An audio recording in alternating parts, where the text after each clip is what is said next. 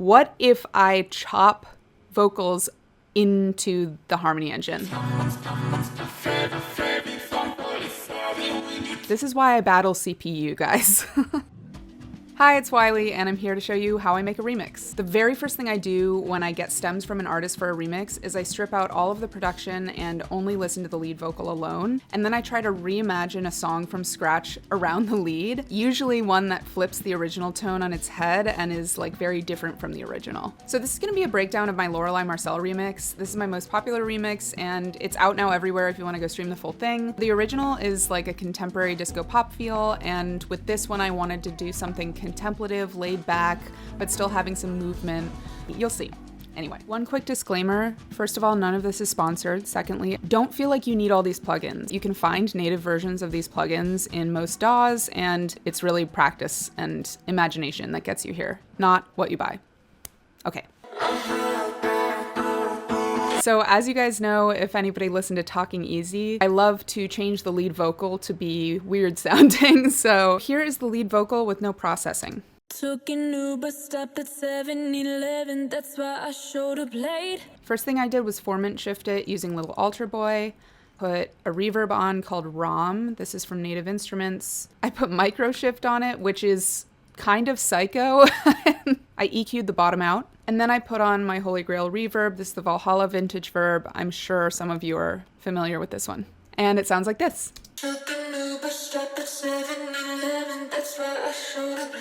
So I'd started to think of some chords surrounding the lead vocal.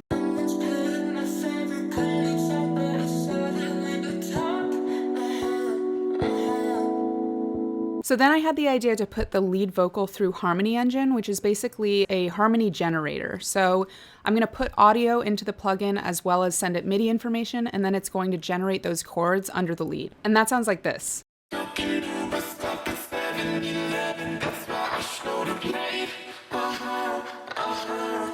That sounded so amazing to me, but it was not quite warm enough. So I used EQ to scoop out areas I didn't like. I formant shifted it to soften the vocal going in. And I also put an auto panner on it so that it moves around the stereo field. So with all of the effects, it sounds like this.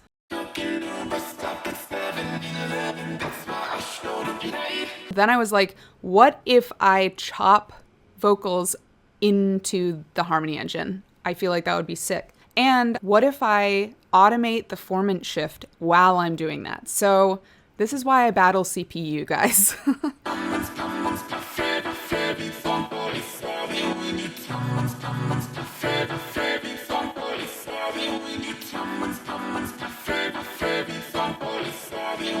So this is definitely going to be the main focus of the track, but I need a key instrument to outline the chords when this isn't in. Okay, so this is the main key instrument I'm using. You've probably heard me talk about kinetic toys before. I use it all the time. I feel like if you follow me on Instagram or TikTok, you've probably seen this one. I am obsessed. It's a bunch of toy sounds, kind of hard to control, but totally worth it. The GUI is meant to be like you're playing, but often I want to carve out exactly what I want. So anyway, I chose a whistle sound, and to alter the sound a bit, I put micro shift on, decapitator, and EQing it quite a bit.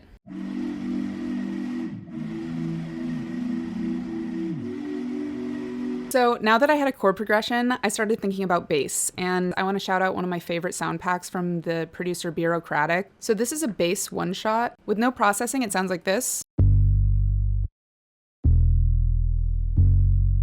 So what I'm going for is like a meow, meow, meow, right? Like first I digitally clipped it like crazy. So then I put it through Trim Control. This is like one of my favorite plugins from one of my favorite audio companies. I have a setting I made called Fake Sidechain, where basically it's ramping up on the offbeats, similar to how something sidechained to a kick would feel. And you can set how fast you want these to ramp up by note, which is what I did here.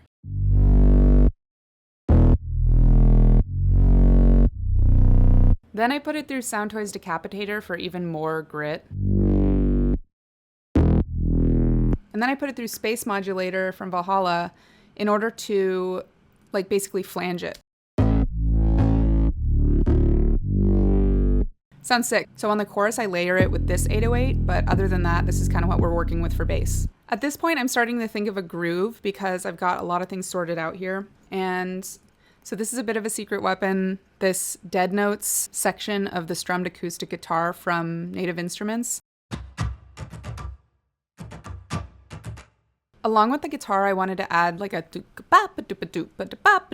or like something like that. So I ended up with this flute from Spitfire, Albion Solstice. You know, I could have used a synth. I just feel like I wanted to start pushing this in an organic direction because the vocal chops are so electronic sounding. That plus everything else, groove-wise, it's feeling like this. You kind of hear it coming together, right? Okay, on to drums. So, you know, I already have the scratching guitar and I just wanted to kind of mimic that groove. So I have low frequency kick, and then I use this crossfire break. This is from the Count's Real Breaks pack. Just got to shout out another producer here. I love the Count's packs and have been picking them up for years, so definitely highly recommend. Have linked that one below too. But what I did was chop up the original break so that it could do like what I wanted, and then I put a bunch of effects on it too. And then I added this as well from the Crossfire break. Then also from the Bureaucratic pack, this texture. Wanted to make it sound kind of like hi-hats. So what I did was cut off the top. I added trem control again. This is a preset I made called Stereo Hats, where basically I'm making the slice of what we hear very thin, and then I'm using the stereo phase to make it bounce from ear to ear. With the crossfire break and the kick, it sounds like this. Also from the Count packs, this Rosedale woodblock. One of my favorite sounds in this, and I pitched that down by 9. You know, switching it up every other time just so that we don't get too used to every single time having the same sound. I like to use vocal chops as part of drum grooves, and I did that in Talking Easy, and you can see it again here. So for the chorus, just added some more drums. I added a ticking hi-hat that I made a while back, and now I sample.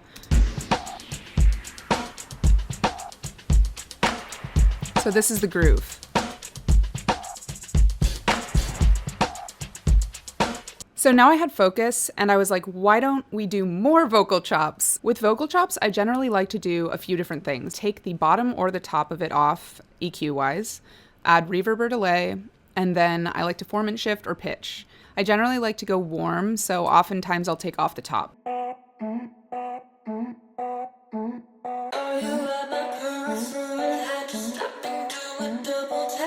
Same thing with these vocal chops. So after I had those down, I wanted to add a bunch of keys to the chorus section. So this is from TAL, it's a Juno dupe. I think this sounds great, and it's on the cheaper side of digital emulation synths that sound good. So here's the TAL with no effects on it. What I did on this is add trim control, this Waves Factory cassette. This just sounds so beautiful. Just a little crunchier. After that, I added my absolute obsession. This is Cleve Grand Pipa.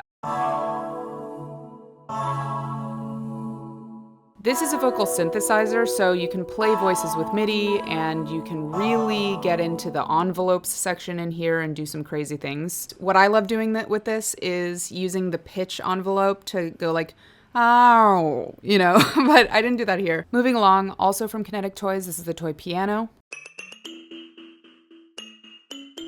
This is the Unicorda, also from Native Instruments. I use this a lot for gentle key sounds, but I'm smashing it here, as you can hear. Last but not least, also from Kinetic Toys, I have this Candy gumball instrument to punctuate the start of the choruses. And I've got that going through Echo Boy, Pan Man, lots of things to make it sparkly and kind of linger. Thanks for sticking around. I love doing the beat breakdowns. I'm also going to try other formats once I get my itself together. So that's going to be it. Thank you so much for being here. This song is out everywhere if you want to stream it, and appreciate you. Peace.